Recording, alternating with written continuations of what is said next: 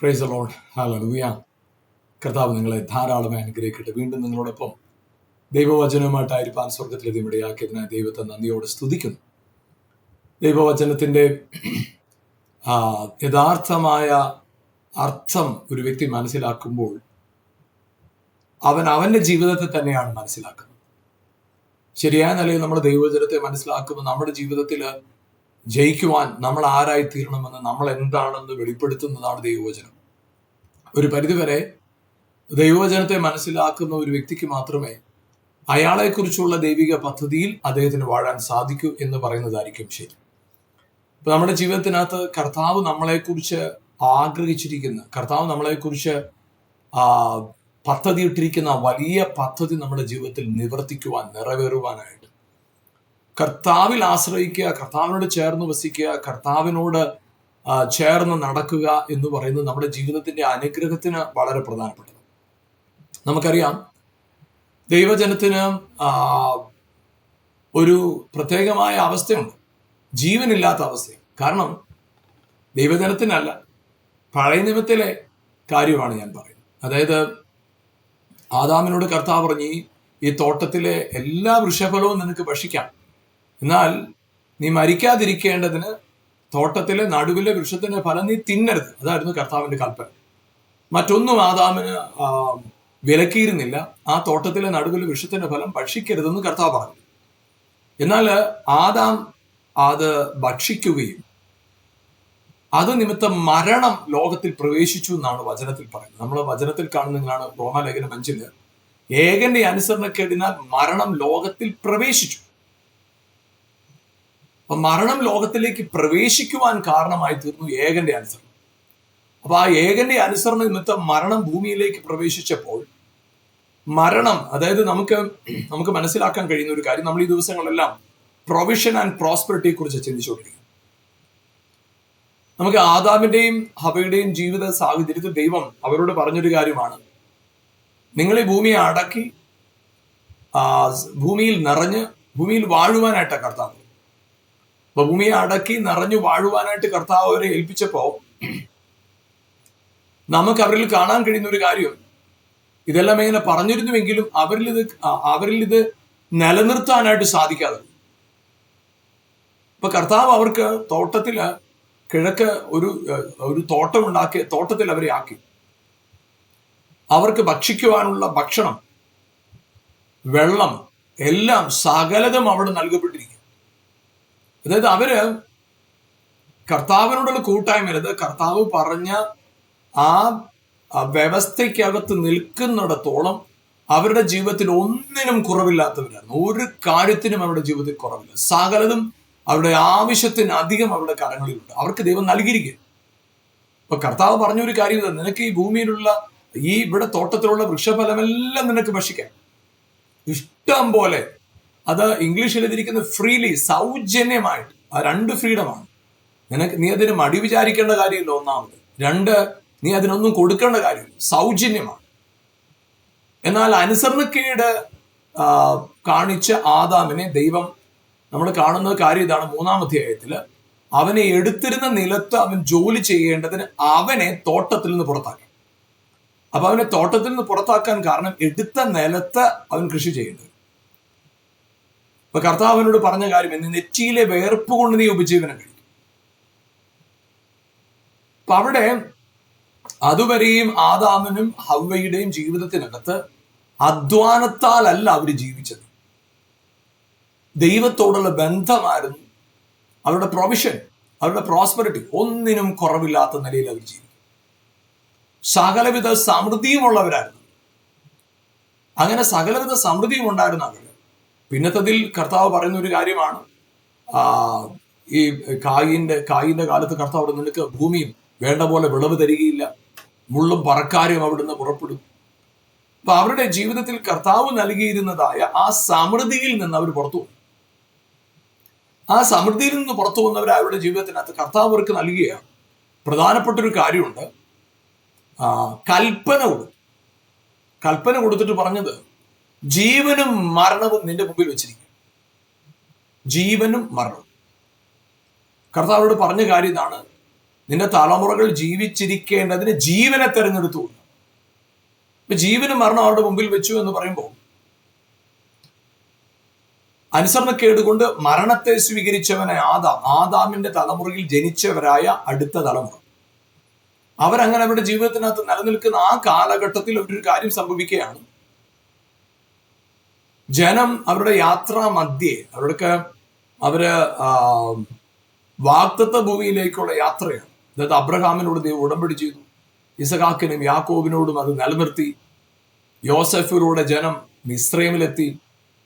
ആ മിസ്രൈമിൽ വെച്ച് പുറപ്പാട് പുസ്തകം 1-ാം അധ്യായത്തിൽ പറയുന്ന അനുസരിച്ച് അവർ വലിയ ഒരു ജനതയായി മാറി, ഒരു രാജ്യമായിട്ട് അവർ മാറി. അപ്പൊ അങ്ങനെ വലിയ ജനതയായി മാറിയതായി അവരുടെ ആ ഒരു കാലത്ത് യോസെഫിനെ അറിയാത്ത ഫറവോൻ വന്ന കാലത്ത് ഈ ജനം, അതായത് 430 വർഷം അവർ അടിമത്തത്തിൽ കിടന്ന കാലഘട്ടത്തില് ആരംഭ കാലഘട്ടം ഒഴികെ പിന്നെല്ലാ കാലഘട്ടവും അവർക്ക് അടിമത്വത്തിന്റെ വേദന ചുമന്ന വർഷങ്ങളായിരുന്നു. പട്ടണങ്ങൾ പണിയുക, ഗ്രാമങ്ങൾ പണിയുക, ശമ്പളം കിട്ടാതിരിക്കുക, അധ്വാനിക്കുന്നതിന്റെ ശമ്പളം കിട്ടാതിരിക്കുക, അധ്വാനത്തെ കൂട്ടുക. അവര് തികച്ചും അടിമകൾ എന്ന് പറഞ്ഞാൽ തികച്ചും അടിമത്വത്തിൽ കഴിയുന്ന ഒരു കാലം. ആ ഒരു കാലഘട്ടത്തിലാണ് ദൈവം മോശയെ എഴുന്നേൽപ്പിച്ചു.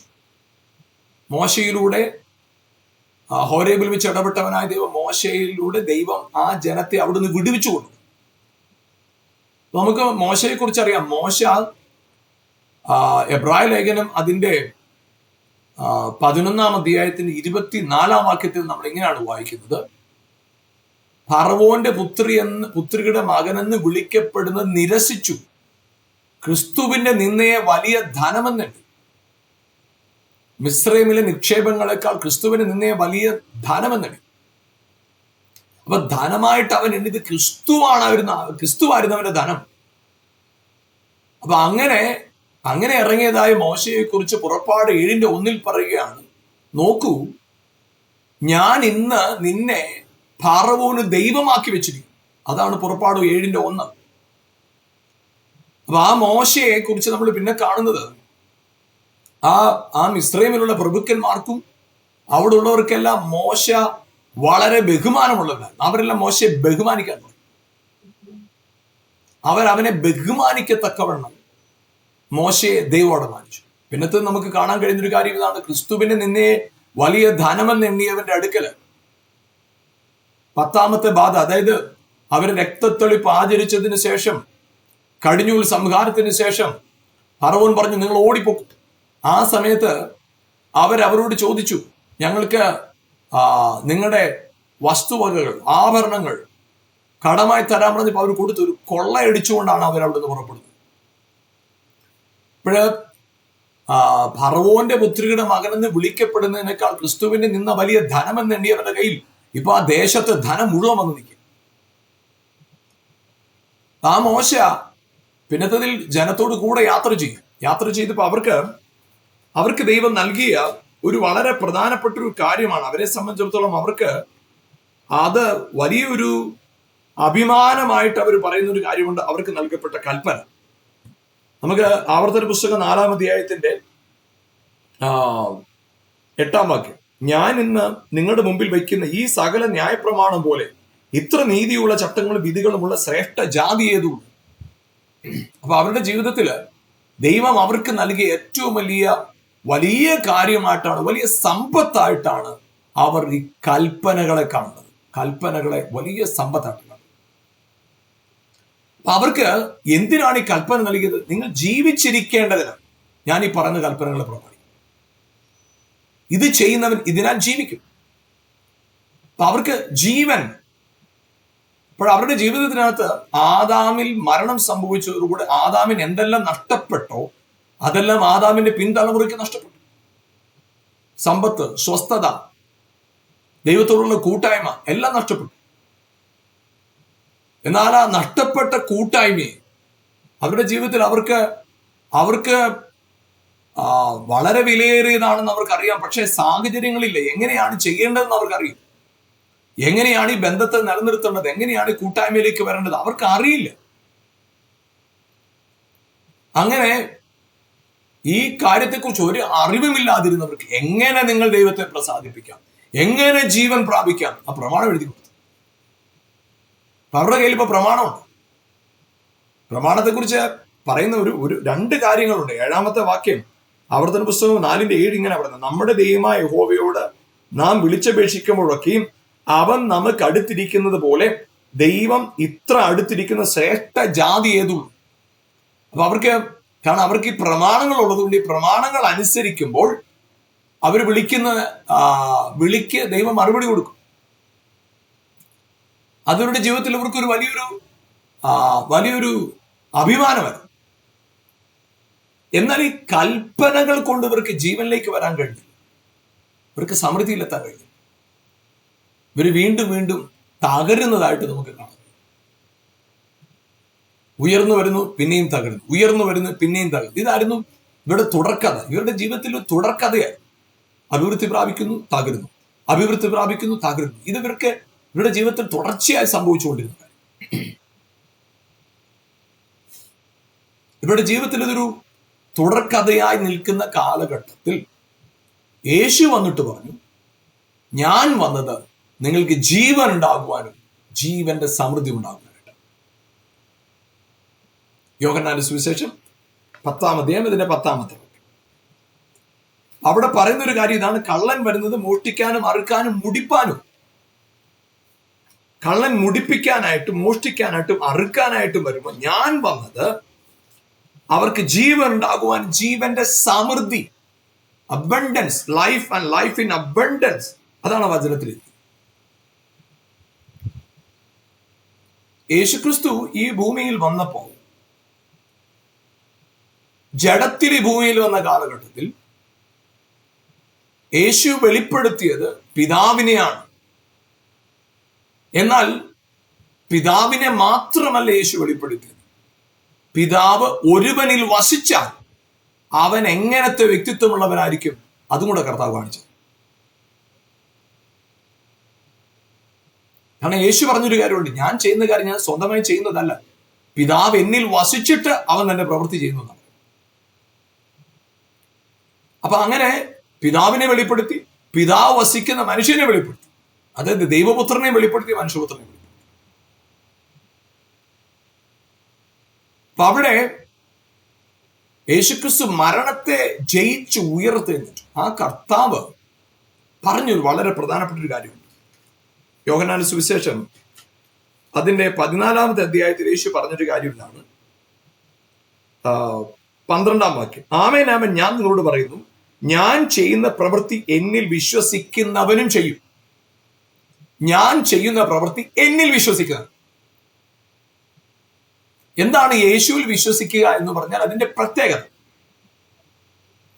യേശുവിൽ വിശ്വസിക്കുക എന്ന് പറഞ്ഞാൽ നിങ്ങൾ ഒരിക്കലും ചിന്തിക്കരുത്, അന്ന് ജഡപ്രകാരം അവിടെ നടന്ന യേശുവിന്റെ രൂപം, ആ രൂപത്തിലെ വിശ്വാസമാണ് ഒരുവനെ യേശു ചെയ്ത കാര്യങ്ങൾ ചെയ്യാൻ പ്രേരിപ്പിക്കുന്നത് എന്ന് നിങ്ങൾ മനസ്സിലാക്കരുത്. അങ്ങനെയല്ല. നിങ്ങൾ ഇവിടെ വളരെ വ്യക്തമായി മനസ്സിലാക്കേണ്ട ഒരു കാര്യം, യേശുവിൽ പിതാവ് വസിച്ചതുപോലെ, യേശുവിൽ ദൈവത്തിന്റെ ആത്മാവ് വസിച്ച പോലെ, അതെ, യേശു ദൈവപുത്രനായിരുന്നത് പോലെ, യേശുവും പിതാവും തമ്മിൽ കൂട്ടായ്മ ഉണ്ടായിരുന്നത് പോലെ, യേശുവും പിതാവ് ഒന്നായിരുന്ന പോലെ, യേശുവിനെ പിതാവ് ഒരു നാൾ വേർപിരിയുകയില്ല എന്നതുപോലെ അതേ ബന്ധം എനിക്കുമുണ്ട്. യേശുക്രിസ്തുവിന് പിതാവിലുള്ള അതേ അവകാശവും, യേശുക്രിസ്തുവിന് പിതാവിനോടുള്ള അതേ ബന്ധവും, യേശുക്രിസ്തുവിന് പിതാവിനോടുള്ള അതേ സ്ഥാനവും എനിക്കുണ്ട് എന്ന് വിശ്വസിക്കണം. അതാണ് അവനെ കൈക്കൊണ്ട് അവന്റെ നാമത്തിൽ വിശ്വസിക്കുന്ന ഏവർക്കും ദൈവം മക്കൾ എന്ന് പറഞ്ഞാൽ, യേശുവിനെ വിശ്വസിക്കുമ്പോ യേശു പിതാവിന് ആരാണോ അതേ പുത്രത്വത്തിലേക്ക് നമ്മളും ആമേൻ ആയിത്തീരുക. അങ്ങനെ പുത്രത്വത്തിലേക്ക് വരുന്ന നാം, പുത്രന്മാരായി തീരുന്ന നാം, അവരെ കുറിച്ചാണ് പറയുന്നത്. യേശു ചെയ്ത കാര്യങ്ങൾ ചെയ്യും. ഹല്ലേലൂയ. യേശു ചെയ്ത അതേ കാര്യങ്ങൾ ചെയ്യും. യേശു ചെയ്ത അതേ കാര്യങ്ങൾ ചെയ്യും. എന്നാൽ യേശു ഈ യോഹന്നാന്റെ സുവിശേഷം 14:12 ആമേൻ ആമേൻ. ഞാൻ നിങ്ങളോട് പറയുന്നു, ഞാൻ ചെയ്യുന്ന പ്രവൃത്തി എന്നിൽ വിശ്വസിക്കുന്നവന് ചെയ്യുമെന്ന് പറഞ്ഞ് നിർത്തിയില്ല കേട്ടോ. ചേർന്നൊരു കാര്യം കൂടെ പറഞ്ഞു, ഞാൻ പിതാവിന്റെ അടുക്കൽ പോകുന്നത് കൊണ്ട് അതിലും വലിയതും അവൻ ചെയ്യും. അതെങ്ങനെയാ സംഭവിക്കുക? അതായത് യേശുക്രിസ്തു ഈ ഭൂമിയിൽ വന്നപ്പോ യേശുക്രിസ്തുവിന്റെ ഒരു പരിമിതി എന്ന വാക്ക് ഞാൻ ഉപയോഗിക്കുമ്പോൾ നിങ്ങൾ അതിനെ അതേപോലെ ലിറ്ററലി അർത്ഥമായിട്ട് നിങ്ങൾ എടുക്കരുത്. എന്നാലും ഞാനൊരു വാക്യത്തിന്റെ അടിസ്ഥാനത്തിലാണത് പറയുന്നത്. റോമാലേഖനം 8-ാം അധ്യായം അതിന്റെ 3-ാം വാക്യം, ജഡത്താലുള്ള ബലഹീനത നിമിത്തം ന്യായപ്രമാണത്തിന് കഴിയാഞ്ഞതിനെ സാധിപ്പിപ്പാൻ ദൈവം തന്നെ പുത്രനെ പാപ ജഡത്തിന്റെ സാദൃശ്യം. അപ്പൊ യേശുക്രിസ്തു അന്ന് ഈ ഭൂമിയിൽ വസിച്ചപ്പോൾ യേശുവിന്റെ ശരീരം പാപ ജഡത്തിന്റെ സാദൃശ്യം, പാപ ജഡത്തിന്റെ സാദൃശ്യം, അതായിരുന്നു യേശുവിന്റെ ജഡസാദൃശ്യം. അപ്പൊ പാപ ജഡത്തിന്റെ സാദൃശ്യത്തിൽ വസിക്കുന്നവനായ യേശു, പാപ ജഡത്തിന്റെ സാദൃശ്യത്തിൽ വന്നവനായ യേശു. അപ്പൊ യേശുവിന്റെ ശരീരത്തിൽ പാപ ജഡം, അതുകൊണ്ടാണ് യേശു മരിക്കേണ്ടി വന്നത്. കാരണം യേശു വന്നത് പാപജഡ സാദൃശ്യത്തിലാണ് വന്നത്. ഇല്ലെങ്കിൽ യേശു മരിക്കേണ്ടി വരില്ലായിരുന്നു. അങ്ങനെ യേശു മരിച്ചില്ലായിരുന്നുവെങ്കിൽ നമ്മുടെ ജഡത്തിന്റെ ശിക്ഷ നമ്മൾ വഹിക്കേണ്ടി വന്നേ, നമുക്കൊരിക്കലും നിത്യത പ്രാപിക്കാൻ സാധ്യമല്ലാതായിരുന്നു. പക്ഷെ യേശു പാപജഡ സാദൃശ്യത്തിൽ വന്നു, പാപനിമിത്തം വന്നു, നമ്മുടെ അകൃത്യങ്ങളെ തന്റെ ശരീരത്തിൽ ചുമന്നു. നമ്മുടെ പാപത്തെ അവന്റെ ശരീരത്തിൽ ചുമന്നുകൊണ്ട് ക്രൂശിൽ മേൽക്കാറി അവന്റെ അടിപ്പിണരാൽ സൗഖ്യം. അങ്ങനെ വചനം. ഇവിടെ നമുക്ക് മനസ്സിലാക്കാൻ കഴിയുന്ന ഒരു കാര്യം, യേശുക്രിസ്തു ജഡത്തിൽ, അതായത് ഇന്ന് നിങ്ങൾ ഞാനും പാപ ജഡത്തിന്റെ സാദൃശ്യത്തിലല്ല വസിക്കുന്നത്. അത് നിങ്ങൾ മനസ്സിലാക്കും. യേശുവിൽ വിശ്വസിക്കുന്ന നിങ്ങളും ഞാനും വിശുദ്ധീകരിക്കപ്പെട്ടവരാണ്, നീതിമാന്മാരാണ്. നമ്മുടെ പാപജഡത്തിന്റെ പാപവും അകൃത്യങ്ങളും നാം ചുമക്കേണ്ടതിന് പകരം യേശു ചുമന്ന് അതിന് വില കൊടുത്തതുകൊണ്ട് നിങ്ങളുടെ ജഡത്തിലും നിങ്ങൾ വിശുദ്ധീകരിക്കപ്പെട്ടു.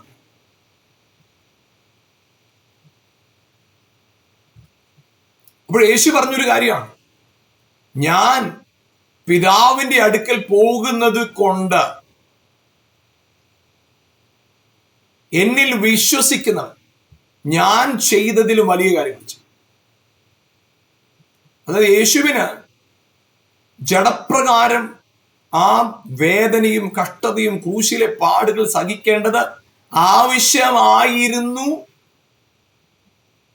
നമ്മുടെ പാപത്തിന് പരിഹാരം. എന്നാൽ ഇന്ന് യേശുവിന്റെ രക്തത്താൽ നീതീകരിക്കപ്പെട്ട, യേശുവിന്റെ രക്തത്താൽ വിശുദ്ധീകരിക്കപ്പെട്ട ഒരു വ്യക്തിക്ക് അവൻ കഷ്ടപ്പാടും പ്രതികൂലങ്ങളും നിന്ദയും അപമാനവും സഹിച്ചല്ല നിത്യതയിലേക്ക് പ്രവേശിക്കും. യേശുവിൽ വിശ്വസിച്ച് പൗലോസ് പറയുക, ഞാൻ ജഡത്തിലിരിക്കേണ്ടത് ആവശ്യമാണ്, നിങ്ങൾക്ക് സുവിശേഷം അറിയിക്കണം. എന്നാൽ ജഡത്തെ പിരിഞ്ഞ് ദൈവത്തോടു കൂടെ വസിക്കാനും ഞാൻ ആഗ്രഹിക്കുന്നു. അതുകൊണ്ട് ഏത് തെരഞ്ഞെടുക്കണം എന്ന് എനിക്കറിയത്തില്ല. കാരണം പൗലോസ് പറയുകയാണ്, എന്റെ മരണവും ജീവനും വരെ എന്റെ തെരഞ്ഞെടുപ്പ്. എന്ത് വലിയൊരു കാര്യമാണ് പൗലോസ് പറയുന്നത്.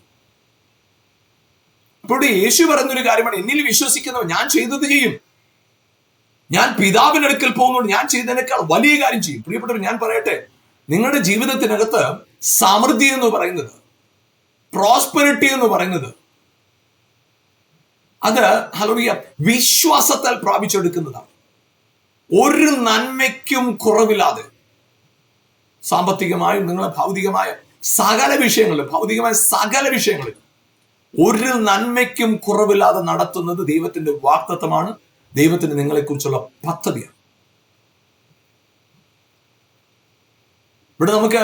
ഇവിടെ കാണാൻ സാധിക്കുന്ന ഒരു കാര്യം, അവരുടെ ജീവിതത്തിനകത്ത് ദൈവത്തിന്റെ പ്രവൃത്തി, ഒരു വലിയ വിടുതലിന് വേണ്ടി കർത്താവ് ജനത്തെ ഒരുക്കിയപ്പോൾ ന്യായപ്രമാണം വലിയൊരു അവകാശവാദം. പക്ഷെ അത് ജഡത്താലുള്ള ബലഹീനത നിമിത്തം അവർക്ക് സാധിക്കാതെ. എന്നാൽ യേശു പാപ ജഡ നിമിത്തവും പാപജഡ സാദൃശ്യത്തിൽ വന്നത്, പാപജഡ നിമിത്തം ഭൂമിയിൽ വന്നത്. ആ കർത്താവ് പറഞ്ഞൊരു കാര്യമാണ്, എന്നിൽ വിശ്വസിക്കുന്നവൻ ഞാൻ ചെയ്തതിനേക്കാളും വലിയ കാര്യങ്ങൾ ചെയ്യും. എന്നിൽ വിശ്വസിക്കുന്നവൻ ഞാൻ ചെയ്യുന്ന കാര്യങ്ങൾ ചെയ്യും. എന്നാൽ ഞാൻ പിതാവിന്റെ അടുക്കൽ പോകുന്നുണ്ട്, ഞാൻ ചെയ്തതിനേക്കാളും വലിയ കാര്യങ്ങൾ ചെയ്യും. യോഹന്നാന്റെ സുവിശേഷം 14 അധ്യായത്തിന്റെ 12 വാക്യമാണിത്. ഞാൻ പിതാവിന്റെ അടുക്കൽ പോകുന്നത് കൊണ്ട് ഞാൻ ചെയ്തതിനേക്കാൾ വലിയ കാര്യം ചെയ്യും. എന്താണ് ഞാൻ പിതാവിന്റെ അടുക്കൽ പോകുന്നതുകൊണ്ടുള്ള പ്രത്യേകത? യോഹന്നാന്റെ സുവിശേഷം 16 അധ്യായത്തിന്റെ 7 വാക്യം. എന്നാൽ ഞാൻ നിങ്ങളോട് പറയുന്നു, ഞാൻ പോകുന്നത് നിങ്ങൾക്ക് പ്രയോജനം. ഞാൻ പോകാഞ്ഞാൽ കാര്യസ്ഥൻ നിങ്ങളുടെ അടുക്കൽ വരികയില്ല. ഞാൻ പോയാൽ അവനെ നിങ്ങളുടെ അടുക്കൽ അയക്കും. ഇപ്പോഴ് പരിശുദ്ധാത്മാവിനെ കുറിച്ച് പറയുന്ന ഒരു കാര്യമാണ്. ഇതിന്റെ 14 അധ്യായത്തിൽ അതിന്റെ 16, 17 വാക്യങ്ങൾ ഞാനൊന്ന് വായിക്കും. എന്നാൽ ഞാൻ പിതാവിനോട് ചോദിക്കും, അവൻ സത്യത്തിന്റെ ആത്മാവെന്ന് മറ്റൊരു കാര്യസ്ഥനെ എന്നേക്കും നിങ്ങളോടിരിക്കേണ്ടതിന്, എന്നേക്കും നിങ്ങളോടുകൂടി ഇരിക്കേണ്ടതിനാണ് നിങ്ങൾക്ക് തരും. ലോകം അവനെ കാണുകയോ അറിയുകയോ ചെയ്യാകിയാൽ അതിന് അവനെ ലഭിപ്പാൻ കഴിയില്ല. നിങ്ങളോ അവൻ നിങ്ങളോടുകൂടെ വസിക്കുകയും നിങ്ങളിൽ ഇരിക്കുകയും ചെയ്യുന്നത് കൊണ്ട് അവനെ അറിയുന്നു.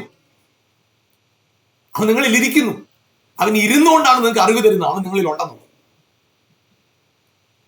ഈ പരിശുദ്ധാത്മ നിങ്ങളിൽ എന്നേക്കും വസിക്കുന്നവൻ. അപ്പൊ യേശുവിൽ എന്നേക്കും വസിച്ചില്ലേ? നമുക്കറിയാം, യേശു ക്രൂശില് ആ മരണസമയത്ത് യേശു പറഞ്ഞു, പിതാവേ, എന്റെ ആത്മാവിനെ നിന്റെ കൈകളിലേക്ക് ഇട്ടു.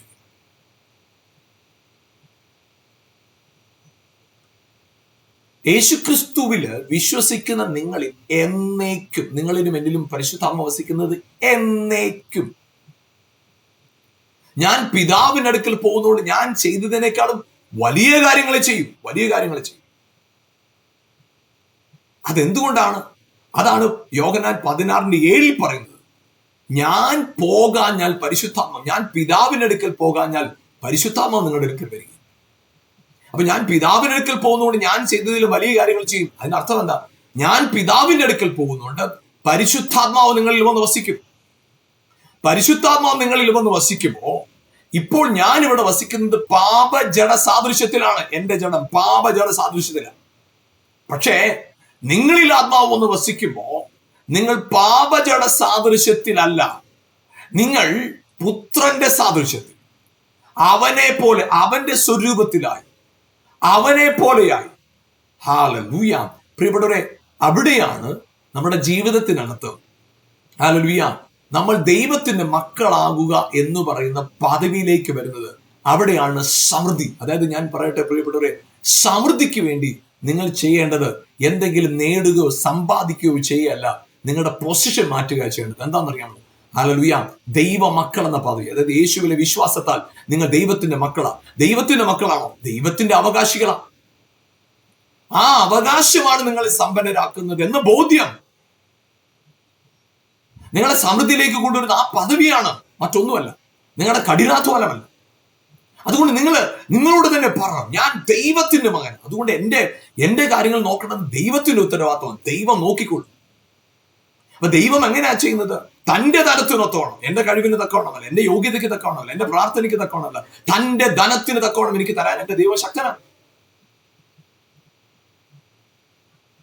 അതുകൊണ്ട് പ്രിയപ്പെട്ടവർ, നിങ്ങളുടെ ജീവിതത്തിനകത്ത് സമൃദ്ധി എന്ന് പറയുന്നത്, ഉയർച്ച എന്ന് പറയുന്നത്, അഭിവൃദ്ധി എന്ന് പറയുന്നത് ഏതോ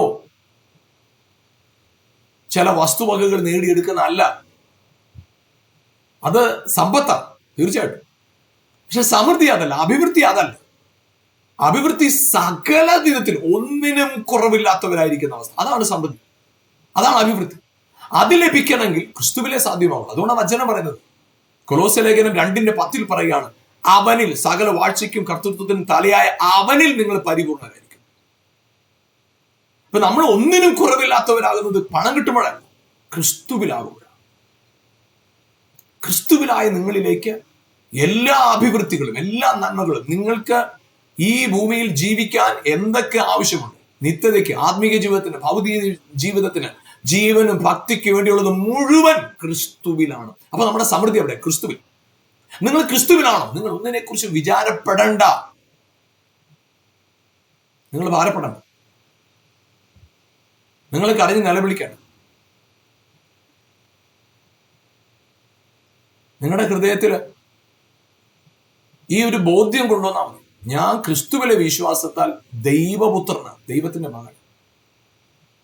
ദൈവത്തിന്റെ മകനാണെങ്കിൽ പിതാവിന്റെ ഉത്തരവാദിത്തമാണ് എൻ്റെ കാര്യങ്ങളെല്ലാം നോക്കേണ്ടത്. അതുകൊണ്ടാണ് മത്തായിയുടെ സുവിശേഷം 5, 6, 7 അധ്യായങ്ങളിൽ കണ്ടിന്യൂസ് ആയിട്ട് യേശു പറഞ്ഞ കാര്യമാണ് നിങ്ങളുടെ പിതാവ്, നിങ്ങളുടെ പിതാവ്, നിങ്ങളുടെ പിതാവ്, നിങ്ങളുടെ പിതാവ്. ഇതെല്ലാം നിങ്ങൾക്ക് ആവശ്യമെന്ന് അറിയുന്നു, ചോദിക്കുന്നതിന് മുമ്പേ അറിയുന്നു, നല്ല ദാനങ്ങളെ തരാൻ അറിയുന്നു. നിങ്ങൾ കുരികിലിനേക്കാൾ നിങ്ങൾ ഏറെ വിശേഷതയുള്ളവർ. എവിടെയാണ് പ്രിയപ്പെട്ടവർ സമൃദ്ധി ഇരിക്കുന്നത്? പണത്തിലാണോ?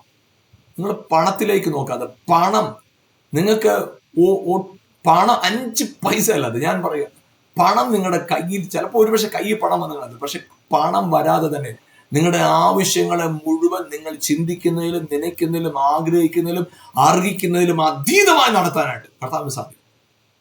കർത്താവിന് സാധിക്കും. അതേ പ്രിയപ്പെട്ടവർ, അത് നിങ്ങൾ തിരിച്ചറിയുക. നമുക്ക് ഒരുമിച്ച് പ്രാർത്ഥിക്കാം. ഞങ്ങളുടെ നല്ല കർത്താവെ, അനുഗ്രഹീതമായ സമയത്തിനാണ് ഞങ്ങൾ അങ്ങേക്ക് നന്ദി പറയുന്നു. കർത്താവെ, പരിശുദ്ധാത്മാവ് ഞങ്ങളിൽ വരുമ്പോൾ അവിടെയാണ് സകലത്തിന് നിറവിരിക്കുന്നത്. ആ നിറവിനെ തിരിച്ചറിയാൻ, ക്രിസ്തുവിലാണ് ഞങ്ങളുടെ നിറവെന്ന് തിരിച്ചറിഞ്ഞു ആ നിറവിനെ വ്യക്തിപരമായി അനുഭവിച്ച് വാഴുവാൻ പരിശുദ്ധാത്മാവെ സഹായിക്കണം. കർത്താവ്, ഞങ്ങളുടെ പാപത്തിനും ശാപത്തിനും അകൃത്യങ്ങൾക്ക് വേണ്ടി ക്രൂശിൽ അടിക്കപ്പെട്ട കർത്താവിനെ തിരിച്ചറിഞ്ഞു, അവന്റെ സ്നേഹത്തെ തിരിച്ചറിഞ്ഞ് വാഴുവാൻ പരിശുദ്ധാത്മാവെ ഞങ്ങളെ സഹായിക്കണം. ഞങ്ങളുടെ ജീവിതത്തിൽ നിൽക്കുന്ന എല്ലാ അജ്ഞതകളും മാറിപ്പോകട്ടെ. അജ്ഞതകൾ നിമിത്തം, അറിവില്ലായ്മ നിമിത്തമുള്ള ദാരിദ്ര്യങ്ങൾ മാറിപ്പോകട്ടെ, രോഗങ്ങൾ മാറിപ്പോകട്ടെ, ശാപങ്ങൾ മാറിപ്പോകട്ടെ, തോൽവികൾ മാറിപ്പോകട്ടെ, കുറ്റബോധങ്ങൾ മാറിപ്പോകട്ടെ. ക്രിസ്തുവിലെ തിരിച്ചറിവിലൂടെ അതേപ്പാ ജയാളികളായി ഓരോരുത്തരെയും കർത്താവെ നടത്തുന്നതിനായി, നയിക്കുന്നതിനായി സ്തോത്രം ചെയ്യുന്നു. അത്ഭുതകരമായി മാനിക്കണം. സകല മഹത്വം അർപ്പിക്കപ്പെട്ട കുഞ്ഞാടിന് യേശുവിൻ നാമത്തിൽ തന്നെ പിതാവേ, amen, amen. Praise God, hallelujah. പ്രിയപ്പെട്ട, എനിക്ക് വളരെയേറെ ഉറപ്പ് തരുന്ന ഒരു വാക്യാണ്, നിങ്ങൾ ഒന്നിനും കുറവില്ല. അതാ സമൃദ്ധി. ആവശ്യത്തിന് പണമുള്ളവരായിട്ട് നല്ല രീതി, ഒന്നിനും കുറവില്ല. സാമ്പത്തികമായോ, സ്വസ്ഥതയിലോ, സമൃദ്ധിയിലോ, സന്തോഷത്തിലോ ഒന്നിനും കുറവില്ലാത്തവർ. അതായത് നിങ്ങളുടെ മേൽ കിടക്കുന്ന വിളിയാണ്. ഈ ദിവസങ്ങളിൽ പ്രിയപ്പെട്ടവർ, ആ വിളിയോട് പ്രതികരിക്കുവാൻ, അതിൽ വാഴുവാൻ, വളരുവാൻ പരിശുദ്ധാത്മാവ് നിങ്ങളെ സഹായിക്കട്ടെ. അതെ, ഞാൻ പിതാവിനടുക്കൽ പോകുന്നതുകൊണ്ട് ഞാൻ ചെയ്തതിനേക്കാൾ വലിയ കാര്യം ചെയ്യും. കാരണം പരിശുദ്ധാത്മാവ് നമ്മളിൽ വസിക്കും. വലിയ കാര്യങ്ങളെ ചെയ്യാനായിട്ട്, വൻ കാര്യങ്ങളെ ചെയ്യാനായിട്ട് ഈ കാലഘട്ടത്തിൽ ഇതുവരെ സംഭവിച്ചിട്ടുള്ള ദൈവപ്രവൃത്തികൾക്ക് നിങ്ങളെ കർത്താവ് ഉപയോഗിക്കട്ടെ. നമ്മൾ ഓരോരുത്തരും കർത്താവ് ഉപയോഗിക്കട്ടെ. ഈ പ്രോഗ്രാം നിങ്ങൾ മറ്റുള്ളവർക്ക് പരിചയപ്പെടുത്തുകയും ഈ പ്രോഗ്രാമിന് വേണ്ടി പ്രാർത്ഥിക്കുകയും ചെയ്യുക. നിങ്ങളുടെ പ്രാർത്ഥന വിഷയങ്ങളും നിങ്ങളുടെ സാക്ഷ്യങ്ങളും നിങ്ങളുടെ അഭിപ്രായങ്ങളും ഞങ്ങളുമായി പങ്കുവയ്ക്കുക. ഒരുമിച്ച് കർത്താവിൽ നമുക്ക് വളരാം. God bless you. Amen.